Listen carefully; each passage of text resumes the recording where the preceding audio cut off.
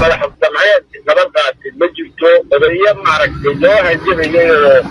oo gaarashan loogu yimid dadkii deegaanka ah bay ahaayeen ra'iisul haddaan isaaqo ku diishina ma dhimanayo ma dhammaanayo waxaana wanaagsan daawadayaal waxaad ku soo dhawaataan wararkii ugu dambeeyay xaaladda dagaal ee gobolka Salel iyo xiisada u dhaxaysa beelaha Ciise iyo Gadabiirsi ee bilii ugu dambeeyay si weyn uga taagneed deegaano ka mid ah gobolka Salel wararkii ugu dambeeyay beesha Ciise oo ku dhawaaqday in uu fashil ku dhow yahay kulankii gogasha ee yaalay magaalada Geerisa xubnihii ugu sareeyay dhaqanka beelaha Ciise oo ku dhawaaqay inaysan jirin go'aan nabadgelyo oo ay la qaateen Somaliland iyo beesha Gadabiirsi siday ku dhawaaqeen xubno sare oo ka mid ah dhaqanka hoggaanka beelaha Ciise ee gobolka Salel xubno sare oo ka mid ah beelaha Ciise uu hogaaminayo Caaqil Ciga Cawf oo hadlay ayaa sheegay in gebi ahaanba aysan jirin meel nabadgelyo toos ah beelaha Ciise ay kula qaateen Somaliland inaysan jirin isagoo sheegay saddex kulan oo horey uga dhacay wafdigii Hargeysa tagay iyo kulamadii kala duwanaa ee dhacay dhammaantood ay ahaayeen kuwo markaasi fashil ku soo dhamaaday isagoo hadlayay sidoo kale waxa uu sheegay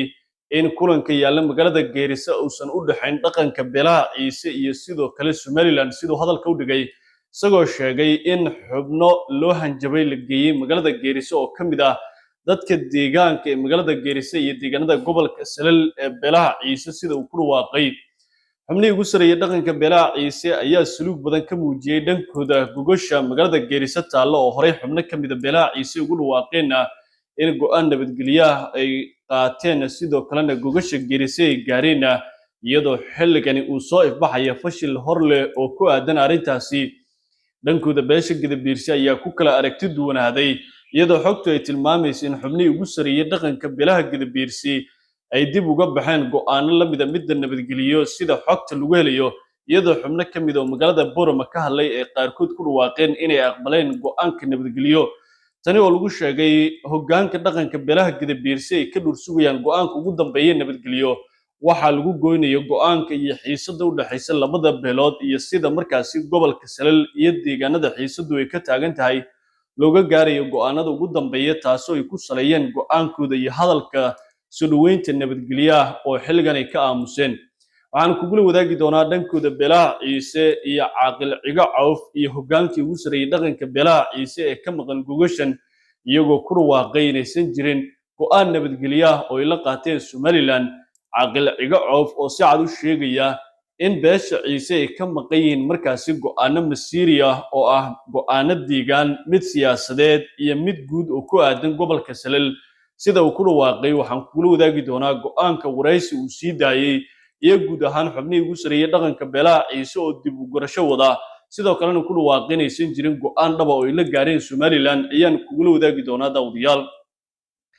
iyo guud ahaan xogii ugu dambeeyay xaaladda gobolka Salel xiisada u dhaxaysa beelaha Ciise iyo Gadabiirsi xilli maalintii shalay ahayd dagaal uu ka dhacay deegaanka loo yaqaan Furda lagu xid guud ahaan xogta deegaanada gobolka Salel ayaan kugula wadaagi doonaa daawadayaal korinta aan kula wadaagin fadlan ugu soo biir oo halka subscribe leh si aad marwali baalkan kala socoto wararkii ugu dambeeyay guud ahaan xogaha xasaasiya iyo warar xaqiiqda ku saleysan ee dhammaan geeyga Soomaalida ay degto ayaan halkan kugula wadaagnaa daawadayaal wararkii ugu dambeeyay xaaladda deegaanada gobolka Salel iyo xiisada u dhaxaysa beelaha Ciise iyo Gadabiirsi ee deegaanada gobolka Salel ayaa degan saacadii la soo dhaafay iyadoo oo shalay dagaal aad u qaraar uu ka dhacay duleedka deegaanka loo yaqaan markaasi Farda lagu xid halkaasi oo dagaal qaraar oo saacado qaatay uu ku dhaxmaray labada beelood wixii ka dambeeyay waxa jira dhaqdhaqaaqyo kooban walow aysan markaasi jirin xaalad dagaal oo dhab ah oo ay jiraan dhaqdhaqaaqyo labada beelood weli deegaanada qaar isku hor fadhiyaan iyo xiisado kooban oo ka jira haddana xaaladda guud ee deegaanada gobolka Salel ayaa saacadii ugu dambeeyay degan sida xogii ugu dambeeyay lagu helayo dhinaca kale xogo culus ayaa laga helayaa beesha Ciise oo sacad u sheegtay inaysan jirin go'aan ay ku qanceen oo nabadgelyo ay u qaataan oo ay la galaan Somaliland sida uu ku dhawaaqay Caaqil Ciga Cawf iyo qaar ka mid ah dhaqanka ugu sareeya beelaha Ciise oo biyo diidan kulanka magaalada Geerisa ee gogasha u dhaxaysa xubno ka mid ah Somaliland iyo beesha Ciise Caaqil Ciga Cawf iyo sidoo kale xubno sare oo ka mid ah dhaqanka beelaha Ciise ayaa sheegay inaysan jirin go'aan dhab oo ay ku qanceen oo ku aadanaa dhammaan tabashooyinkii dhaliyay dagaalka ee beelaha Ciise isagoo sheegay in marnaba aysan jirin xubno ka mid ah beelaha Ciise ee ugu sareeya dhaqanka si cad u qaatay gugashaasi nabadgelyo ee markaasi taalla magaalada Geerisa isagoo sheegay in xubnaha magaalada Geerisa ku sugan yihiin xubno loo awood sheegtay oo qaarkood markaasi dhaqanka loo adeegsaday markaasi awood sida uu tilmaamay qaarkoodna loogu hanjabay sidoo hadalka u dhigay caaqil ciga coof ayaa sheegay sidoo kale inaysan jirin waddo dhab ah oo loo marayo nabadgelyo u dhaxaysa labada beelood oo markaasi labada beelood gogol la wada fariisanayo go'aan dhabana loo gaarayo caaqil ciga coof ayaa sheegay in muddo 4 jeer ah ay heshiisyo nabadgelyo dhab ay horey u galeen dhammaanna ay burayeen oo aysan hirgelin sida uu sheegay isagoo ku saleeyay waxa Geerisa ka socda inay tahay arrimo siyaasadeed oo Somaliland ay ka leedahay beelaha ciise iyo heshiisyo siyaasadeed oo ay doonayso taasi uu sheegay inaysan ahayn wax masiiriga ama markaasi beesha ciise ay ku qanacsan tahay sidoo hadalka u dhigay go'aanka caaqil ciga coof iyo sidoo kale dhaqankii horey dhowr jeer nabadgelyada ula galay Somaliland ee gobolka Salal oo gabi ahaanba xilligan ka biyo diidan ayaan kugula wadaagi doonaa waraysi kooban oo uu sii daayay oo kaga hadlayo gogasha daala magaalada Geerisa iyo sidoo kale xaaladda xilligan caaqilka iyo xubno sare oo kamid ah dhaqankii ugu sareeyay beelaha ciise ayaa sheegay in xilligan aysan jirin go'aan dhab ah oo Somaliland dhankeeda iyadoo u qaadaysay in labada beelood lagu heshiisiyo sidoo kalena loo soo afjaro xaaladda colaadeed isagoo sheegay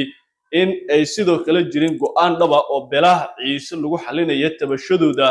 si go'aan nabadgelyo looga gaaro deegaanadaasi sidoo hadalka u dhigay dhammaan qodobadan ayuu markaasi xusay waraysi uu sii daayay sidoo kalena muujinaya xaaladda iyo sidoo kale in markaasi go'aan dhab lagu gaari laayahay magaalada Geerisa oo maalintii saddexaad oo xiriir ay socdaan kulamo u dhaxeeyay labada dhinac taasi uu ku sheegay caaqilka inay tahay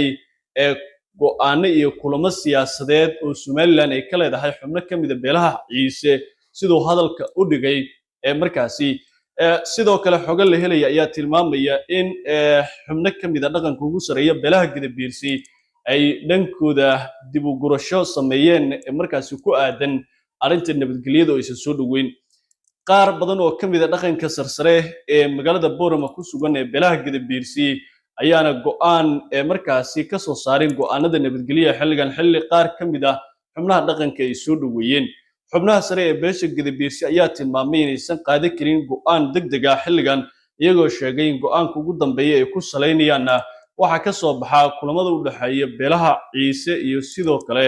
xubnaha kamid ah Somaliland iyo go'aanka lagu jaangooyo arinta sida laga yeelayo deegaanada gobolka Salal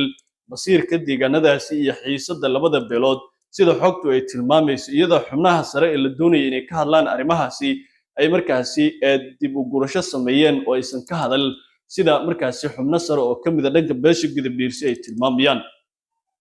xilli xubno kale oo kamid ah beelaha Gadabiirsi ee ku sugan gobolka Awdal ay soo dhaweeyeen go'aanada nabadgelyo ee markaasi ka soconaya magaalada Geerisa si la mid ah xubnaha magaalada Geerisa ee ku sugan beelaha ciise taasi oo gabi ahaanba ay ka hor yimaadeen dhaqanka ugu sareeya beelaha ciise caaqil ciga coof iyo xubnihii ugu sareeyay ee dhaqanka beelaha ciise ayaa gabi ahaanba markaasi ka hor yimid go'aanka magaalada Geerisa lagu gaarayo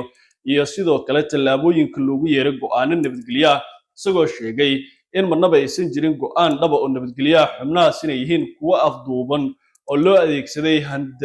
hanjabaad iyo ereyo kale oo ku macneeyay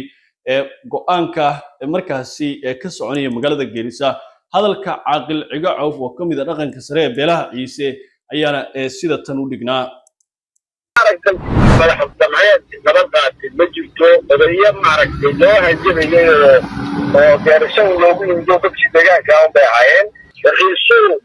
haddaan isaaqo ku diishiro ma dhimanayo ma dhammaanayo haddaan Gadabiirsi ku soo diishiro ma dhimanayo ma dhammaanayo ilaahay baa dhammayn karaa soo go'aan dawladeed kuma dhawaaqin oo go'aan ciidan kuma dhawaaqin oo deegaanada nabad inuu ka dhiga ma doonayo siyaasadeed ma yaala labada beelood wax dhex yaala go'aan siyaasadeed baa yaala وعامل أبوك بقول إنه يعني كل يا بلد كذا سوى حركة ما حب سمعت نبضات المجلس وبيا معركة لو هنجيب وكارشوا لو بيجوا كل شيء دقيقة كانوا بيعين الرئيس